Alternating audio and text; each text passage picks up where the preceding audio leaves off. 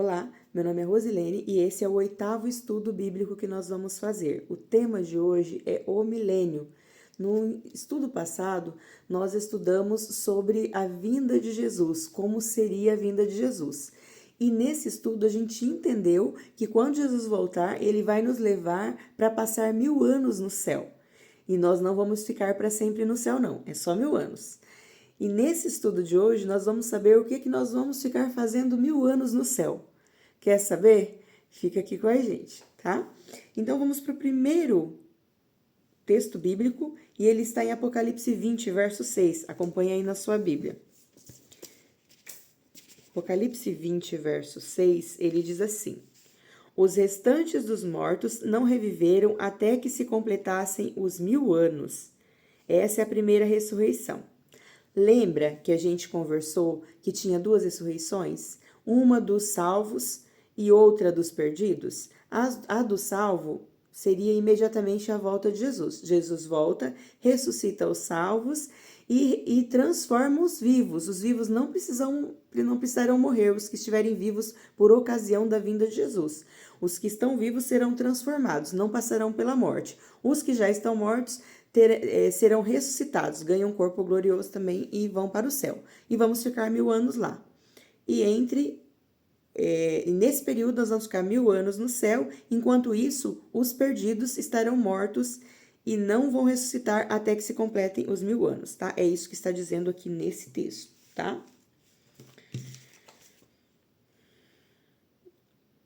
E agora nós vamos para o próximo. E o que nós, salvos, vamos fazer lá no céu por 1000 anos? Apocalipse 20, verso 4. Que diz assim: Vi também tronos, e nestes sentaram-se aqueles aos quais foi dada a autoridade de julgar. Vi ainda as almas decapitadas por causa do testemunho de Jesus, bem como por causa da palavra de Deus, todos quantos não adoraram a besta, nem tampouco a sua imagem, e não receberam a marca na fronte e na mão, e viveram e reinaram com Cristo durante 1000 anos.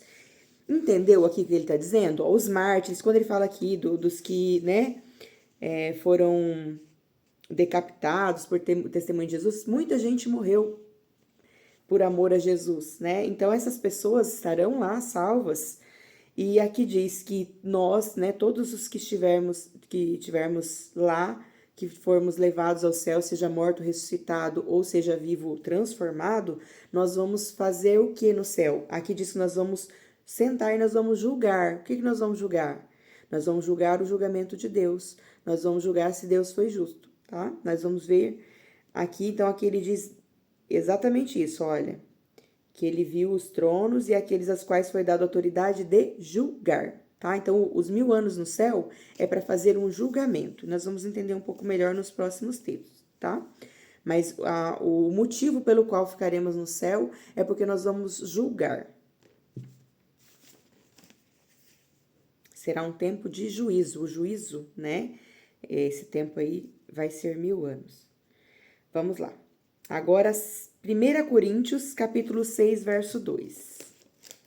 1 Coríntios 6, verso 2. Diz assim: Ou não sabeis que os santos hão de julgar o mundo? Entenderam o que eu tinha falado? Aqui tá dizendo que os santos hão de julgar o mundo. Ora, se o mundo deverá ser julgado por vós, sois acaso indignos de julgar as coisas mínimas? Então, ele está dizendo aqui que nós vamos passar 1000 anos julgando o mundo. Nós vamos ver, na verdade, Deus já vai ter julgado, né? Só que Deus vai dar pra gente, olha como isso chega a ser absurdo. Deus vai deixar que a gente julgue se ele foi justo ou não.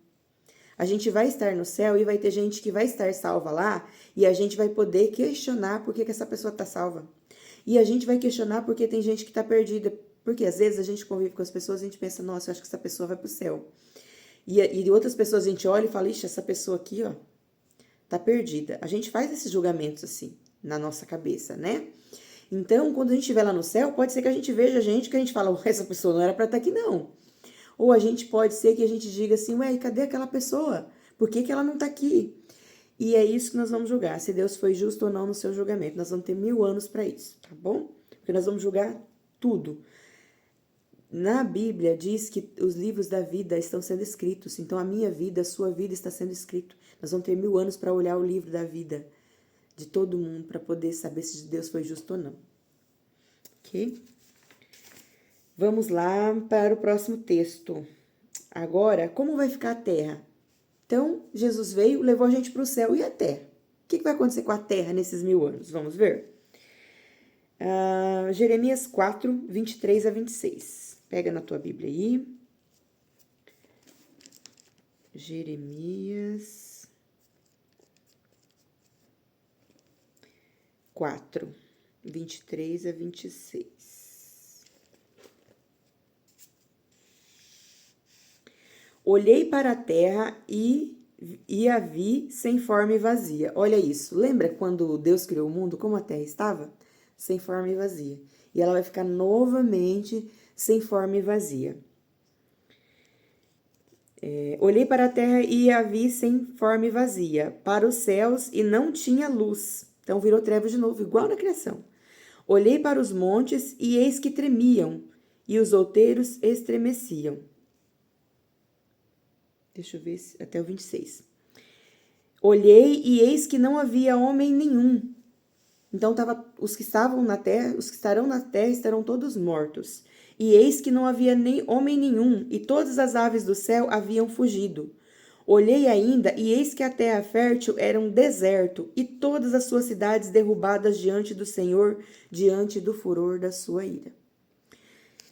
Se você estudar o Apocalipse, você vai ver que vai ter caído pragas e coisas, e por causa dessas pragas, os vivos que tiverem ficado, eles serão mortos pela ira de Deus, tá? Então, não vai sobrar ninguém vivo. A terra vai estar um deserto, e todos os ímpios que estão perdidos estarão mortos na terra. Então, a terra vai estar vazia, desolada.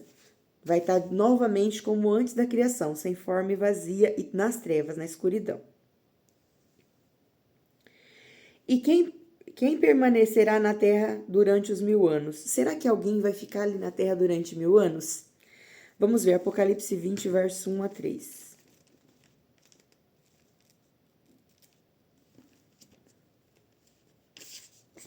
Diz assim: Então vi descer do céu um anjo, e tinha na mão a chave do abismo e uma grande corrente. Ele segurou o dragão, a antiga serpente, que é diabo e Satanás, e o prendeu por 1000 anos. Lançou-o no abismo e fechou e pôs selo sobre ele, para que não enganasse mais as nações até que se completassem 1000 anos. Depois disso, é necessário que ele seja solto por pouco tempo. Olha isso, então durante todo o período do julgamento, Satanás ficou preso na terra. E essa prisão não é uma prisão de corrente, esse é um símbolo. O Apocalipse tem muito símbolo. O que ele quer dizer? Se não tinha ninguém vivo na terra, quem é que Satanás ia tentar? Quem? Ele não tinha ninguém vivo. O único ser vivo era ele e os anjos dele. Então, não tinha ninguém para tentar. Então, ele ficou numa prisão circunstancial. Ele não tinha a quem atentar. A quem tentar. E nesses 1000 anos nós estaremos lá no céu julgando se Deus foi justo ou não. Tá? Aí a Bíblia aqui diz que depois de 1000 anos, Satanás será solto por pouco tempo. E nós vamos entender o que vai acontecer quando ele for solto. Passados 1000 anos, o que ocorrerá a Satanás e os ímpios? Vamos lá para Apocalipse 20, versos 5 a 7.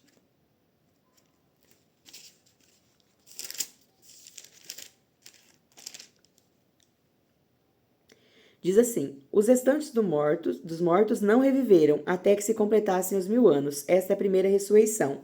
Bem-aventurado e santo é aquele que tem parte na primeira ressurreição. Sobre esses, a segunda morte não tem autoridade. Pelo contrário, serão sacerdotes de Deus e Cristo e reinarão com ele por 1000 anos. Tá? Então, os ímpios ainda estarão mortos, mas os salvos estarão reinando com Cristo e julgando se Deus foi justo ou não. Agora nós vamos ver que outros eventos marcarão o fim dos 1000 anos. Então, vamos para Apocalipse 21, verso 2 e depois o verso 10. Apocalipse 21. No verso 2 diz assim: Vi também a cidade santa, a nova Jerusalém que descia do céu da parte de Deus, ataviada como noiva adornada para o seu esposo. Então, depois de 1000 anos, a cidade santa vai descer. Deus preparou uma cidade santa para nós morarmos. Enquanto nós estivermos lá no céu, nós vamos morar na cidade santa. E essa cidade santa que está lá no céu vai descer aqui na terra. E quando ela descer aqui na terra, ela vai descer para estabelecer o reino de Deus na terra. Então, quando depois de 1000 anos, essa cidade santa vai descer. É isso que está dizendo aqui no texto, no Apocalipse 21, verso 2. Ó. Então, vi também a cidade santa, a nova Jerusalém que descia do céu da parte de Deus, ataviada como noiva. Ataviada é vestida, né? Enfeitada como noiva para o seu esposo, tá? E agora o verso 10 diz assim: E me transportou em espírito até uma grande e elevada montanha e me mostrou a cidade santa, a Jerusalém que descia do céu da parte de Deus. Então, aqui é uma confirmação de que a cidade santa vai descer. E o que Satanás fará com o seu grande exército à medida que a cidade santa se aproximar da terra? Então, quando passar os 1000 anos, Satanás vai ser solto. E os mortos, que estavam mortos, lembra que a gente leu agorinha, que os que estavam mortos, perdidos, iam ressuscitar depois de 1000 anos? Então, agora eles ressuscitaram. Ressuscitaram e agora Satanás ele vai criar uma rebelião. Por quê? Porque ele vai dizer para aquelas pessoas que não estão salvas: ó, vocês estão perdidos. Vocês não estão salvos. Vamos invadir a cidade santa e vamos tomar a cidade santa. Esse era o projeto de Satanás. Então, a Bíblia diz isso. Agora, vamos ler o texto para você entender o que eu estou falando aqui, tá? Apocalipse 20, verso 8. E sairá... Quando, porém, completarem os 1000 anos, Satanás será solto de sua prisão e sairá a seduzir as nações aos 4 cantos da terra, Gog e Magog, a fim de reuni-la para a peleja, né, para a batalha. O número dessas é como a areia do mar. Então, os perdidos também serão como a areia do mar. Vai ser uma grande multidão. Então, aqui a gente vê que Satanás sai para seduzir as nações, enganar as pessoas e levar para tentar invadir a cidade santa. E qual vai ser a sentença final? Apocalipse 20, verso 9. Marcharam e então pela superfície da terra sitiaram. Sitiar quer dizer invadiram, né? Rodearam o acampamento dos santos, que é a cidade santa. E a cidade querida. Desceu, porém, fogo do céu e os consumiu. Então, eles vão rodear a cidade santa para tentar invadir. Só que quando eles fazem isso, juntamente com Satanás, a Bíblia diz que vai descer fogo do céu e vai consumir todos aqueles mortos que tinham ressuscitado, que estão perdidos, e também a Satanás e seus anjos. E agora vamos para Mateus 25, 41.